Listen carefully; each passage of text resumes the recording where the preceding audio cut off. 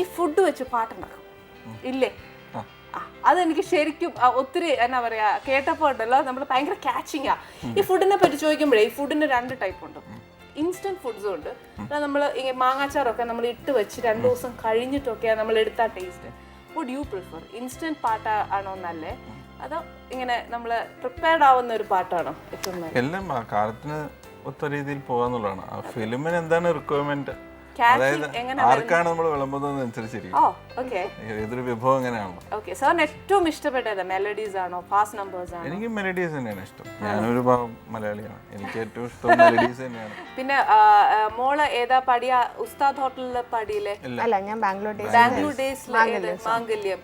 ഉസ്താദില് മറ്റേ അപ്പങ്ങൾ ആരാ പാടിയത്? അപ്പങ്ങൾ പാടിയത് അന്ന കത്രീന വാലിൽ. ഓ, നല്ല പാട്ടായിരുന്നു കേട്ടോ. ശരിക്കും അതൊരു മാപ്പിളപ്പാട്ടിന്റെ ഒരു ടച്ച്. അതെ, അതൊരു പഴയ മാപ്പിളപ്പാട്ടിന്റെ ട്യൂൺ അല്ല, അതിന്റെ ലൈൻസ് എടുത്തിട്ട് റീകമ്പോസ് ചെയ്തതാണ്. ഈ ഉസ്താദ് ഹോട്ടലിൽ തന്നെ നമ്മളൊരു സൂഫി സംഗീതം എന്നൊക്കെ പറഞ്ഞിട്ട് ചെയ്തിട്ടില്ലേ? അങ്ങനെ പഠിച്ചിട്ടുണ്ടോ? പഠിച്ചിട്ടൊന്നുമല്ല, ഇതൊന്നും പഠിച്ചിട്ട് ചെയ്യുന്നതല്ലല്ലോ, പഠിച്ചതൊന്നും ചെയ്യാനും പറ്റില്ല. ഓ, അങ്ങനെ. ഓക്കെ.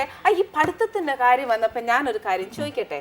ഞാൻ ഫേസ്ബുക്ക് ഇടയ്ക്കിടയ്ക്ക് നോക്കാറുണ്ട് കേട്ടോ. ടു ബി ഫ്രാങ്ക്, ഞാൻ അതിനകത്തൊരു ഇത് കണ്ടു. ഞാൻ ഇങ്ങനെ SLC-ലൊന്നും പാസ്സായിട്ടില്ല. അതെന്നാ? Why became so frank with that? ശരിക്കും ഞാനൊക്കെ തോറ്റോണ്ടല്ലോ, മിണ്ടത്തില്ല. ഞാൻ ജയിച്ചതേ ഞാൻ പറയുന്നത്. ഞാനിങ്ങനെ സ്പെസിഫൈ ആയിട്ട് കണ്ടപ്പോ ഐ ഗെറ്റ് ഷോക്ക്. അല്ല, ഒരുപാട് കുട്ടികളെ ഞാൻ മീറ്റ് ചെയ്തിട്ടുണ്ട് ഇതുപോലെ വളരെ മെന്റലി വീക്ക് ആയിട്ടുള്ള കുട്ടികൾ. പെട്ടെന്ന് എന്താ വെച്ചാൽ ചെറുപ്പം തൊട്ടേ കുട്ടികൾ അച്ഛനന്മാർ വന്നിട്ട് SLC ആണ് നിന്റെ ജീവിതം തീരുമാനിക്കാൻ പോകുന്നൊരു കാര്യം. 1ാം ക്ലാസ് മുതൽ അവനെ ട്രെയിൻ ചെയ്ത് ഞാൻ ഉൾപ്പെടെ. കാര്യം ഞാൻ എന്റെ മൂത്ത മോനെ ഏത് നേരം പടിയടാ പടിയടാ പടിയടാ ഇത് തന്നെ പഠിക്കുന്നത് നല്ല കാര്യമാണ്. പഠിക്കാൻ ഇൻട്രസ്റ്റ് ഉള്ളവർ പഠിക്കട്ടെ. 10ാം ക്ലാസ് 10 വർഷം ഉണ്ടായിട്ട് പഠിക്കുന്നതല്ല, ഞാൻ ഇൻട്രസ്റ്റ് ഇങ്ങനെ കൊടുക്കുകയാണ്. പഠിക്കൂ. സോ 10 വരെ അവന് എത്തുമ്പോഴേക്കും അവന്റെ പ്രഷർ ഇസ് ടു ഹൈ. അപ്പോൾ 10 ഒറ്റ കഴിയുമ്പോൾ എൻ്റെ അച്ഛനമ്മ എന്നെ 10 വർഷമായിട്ട് എന്നെ ഓരോ ക്ലാസ് കഴിയുമ്പോൾ എന്നോട് പറഞ്ഞുകൊണ്ടിരിക്കുമ്പോൾ എന്നെ 10ാം ക്ലാസ്സാണ് മെയിനായിട്ട്. 8ാം ക്ലാസ് ചോദിച്ചു, ഓക്കെ. 9ാം ക്ലാസ് ചോദിച്ചു, 10ാം ക്ലാസ്സാണ് നിന്റെ ജീവിതം തീരുമാനിക്കാൻ പോകുന്നൊരു കാര്യം. അത് തോറ്റ് കഴിയുമ്പോൾ അവൻ വിചാരിക്കുന്നത് എല്ലാം കഴിഞ്ഞു എന്നാണ്. അപ്പോൾ അവിടെ ഒന്നും കഴിഞ്ഞിട്ടില്ല. അതൊരു ജസ്റ്റ് ഒരു after all an exam in your life.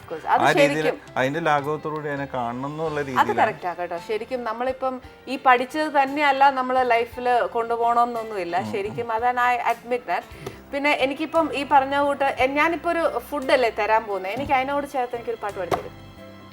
അപ്പങ്ങളും പാടും മുറ്റയ്ക്ക് ചുട്ട ചേച്ചി. അമ്മായി എന്ന് പറയില്ല, അമ്മായി വേണ്ട, ഒറ്റയ്ക്ക് ചുട്ട ചേച്ചി, ചേച്ചി ചുട്ടത്. മരുമോനും മരുമോളും ആയില്ല. ഏട്ടന് വേണ്ടിട്ടാന്ന് പറയാ അല്ലേ? വേണ്ട, ഞങ്ങൾക്ക് വേണ്ടിട്ടാ. അപ്പങ്ങളും പാടും മുറ്റയ്ക്ക് ചുട്ട ചേച്ചി, ചേച്ചി ചുട്ടത്.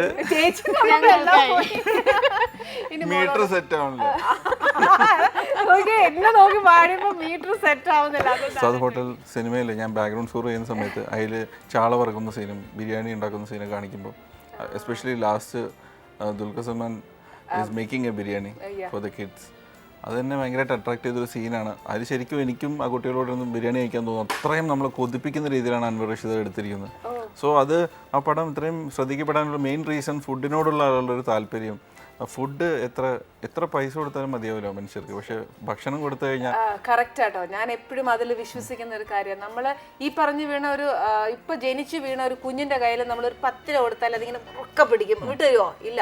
പക്ഷെ ഇതേപോലെ തന്നെയാ കാശിന്റെ കാര്യമല്ല, പക്ഷെ ഭക്ഷണം നമ്മൾ എത്ര കൊടുത്താലും ലാസ്റ്റ് വയറ് നിറയുമ്പോൾ മതി എന്ന് പറയുന്ന ഏക ഒരു സാധനം ഇത് മാത്രമേ ഉള്ളൂ. മാത്രമല്ല തൃപ്തിയോടുകൂടി മനസ്സ് നിറഞ്ഞു കഴിക്കുന്നതും ഇത് മാത്രമേ ഉള്ളൂ അല്ലേ? ഹോട്ടലിൽ പ്രത്യേകിച്ച് ഒരു ഡയലോഗ് ഉണ്ട്, കഴിക്കുന്നവന്റെ മനസ്സ് നിറയണം, വയറ് മാത്രം നിറഞ്ഞാൽ പോലെ. അപ്പോഴേ ഇതിനൊരു അർത്ഥം. കഴിക്കുന്നവനും വിളമ്പുന്നവനും നല്ല മനസ്സ് വേണം.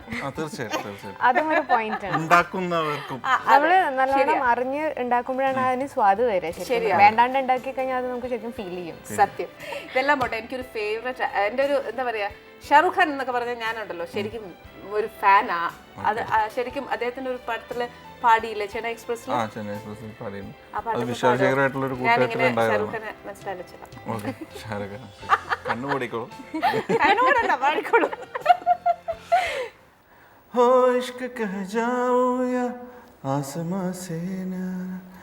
तेरी तारीफों में चश्म बदूर पलके तितली उड़ा उड़ा उड़ा है कहीं दूर के तितली उड़ा സാറിനെ കണ്ടിട്ടുണ്ടോ? ഐ മീൻ കണ്ടിട്ടില്ല. എന്റെ സൗണ്ട്, എന്റെ വോയിസ് അദ്ദേഹത്തിനോട് ഞാൻ കണ്ടു. അതും മതിയല്ലേ, അത്രയും ആയില്ലേ? കാണാനുള്ള ഭാഗ്യം ഉണ്ടായിട്ടില്ല. ആണോ? പിന്നെ മോളുടെ വിശേഷങ്ങളൊക്കെ കേൾക്കട്ടെ. ഇപ്പൊ ഒരു കുഞ്ഞ് മോളാന്നല്ലേ പറഞ്ഞത്? ഓക്കെ. ഇപ്പൊ പാടിയ പാട്ട് ഏതാ മോളെ? ഇപ്പൊ ലേറ്റസ്റ്റ് ജമുന പ്യാരി. ജമുന പ്യാരി എന്ന് പറഞ്ഞ എന്താണെന്നുള്ളതാണ് സിനിമ. അതിനെ തേടിയുള്ള ഒരു യാത്രയിൽ മധ്യത്തിൽ വരുന്ന ഒരു ഫോക്ക് നമ്പർ സോങ് ആണിത്. വിജയേശ്വാസ്, ജാസി ഗിഫ്റ്റ്, ദിവ്യയും കൂടെയാണ് പാടിയിരിക്കുന്നത്. பட்டாசு வெடிக்குது செருப்பில் தாப்பா, மிட்டாய் இனிக்குது மனசுல தாப்பா, மயிலாட்டம் ஆடி போகும் முருகப்பா, உன்னை தூக்கி ஓடி போகும் முருகப்பா, எப்போதும் முருகப்பா, இப்போதும் முருகப்பா, நீ போதும் முருகப்பா, முருகப்பா முருகப்பா முருகப்பா முருகப்பா. ഞാൻ ഇതുവരെ പാടിയതില് ഭയങ്കര ഡിഫറെന്റ് ആയിട്ടുള്ള പിന്നെ അവിടെ വീട്ടിലെ വിശേഷങ്ങളൊക്കെ. ഹസ്ബൻഡ് എന്താ ചെയ്യുന്നത്? ഹസ്ബൻഡ് ഒരു മാനേജ്മെന്റ് ഫേമിൽ വർക്ക് ചെയ്യുന്നു, ഓഡിറ്റിംഗ് ഫേമിൽ വർക്ക് ചെയ്യുന്നു, കൊച്ചിയിൽ തന്നെ. എറണാകുളത്ത് തന്നെ. അപ്പൊ തിരുവനന്തപുരത്തൊക്കെ വല്ലപ്പോഴാണോ വരുന്നത്? ഇങ്ങനെ ഷൂട്ടുകൾക്കും പരിപാടികൾക്കൊക്കെ ആയിട്ട് വരും. ഓക്കെ.